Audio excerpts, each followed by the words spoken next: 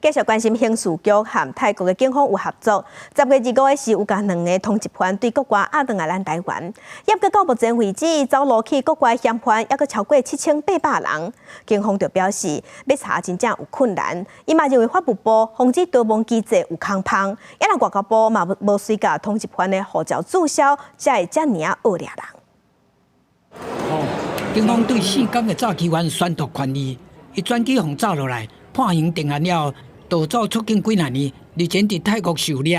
如果你认为我们这次逮捕过程有任何问题，可以向法院申请提审。同一天受遣返的，包括这个姓李的查甫人，几2年前伊用药啊耍断查某人，判刑3年半，确定入境执行进程，宣留出国。护照注销这一块是外交部理事事务局是属于比较被动，是需要我们检警用韩文的方式。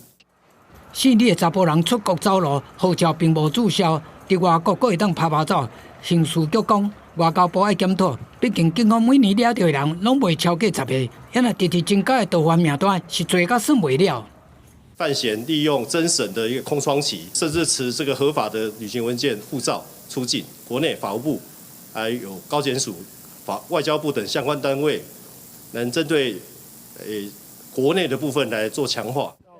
包括国宝集团总裁朱国荣，这款海外逃犯全台超过7800人，警方嘛点名检审的防逃机制有缺失，当罪犯宣判进程，防逃就要先启动，发布通知嘛袂当伤慢。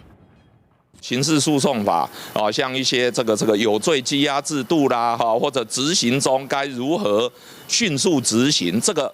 很多草案都出来了，可是，在立法院就一直没有通过。我们就看到有些人是大摇大摆坐飞机出去的，不是吗？机场也没有拦他，就出去了，对不对？如果是这样的一个状况，那不是很瞎吗？横向连接的机制是有问题的嘛？学者讲，按判刑确定到入境执行有1个月的浪判，这段期间要加紧注意，嘛建议用强制来要求重大罪犯本人到庭听判。上重要，下部会爱整合建立有效的回向联系。 唔通等到罪犯走路了后，再慢一步来发布通知。记者综合报道。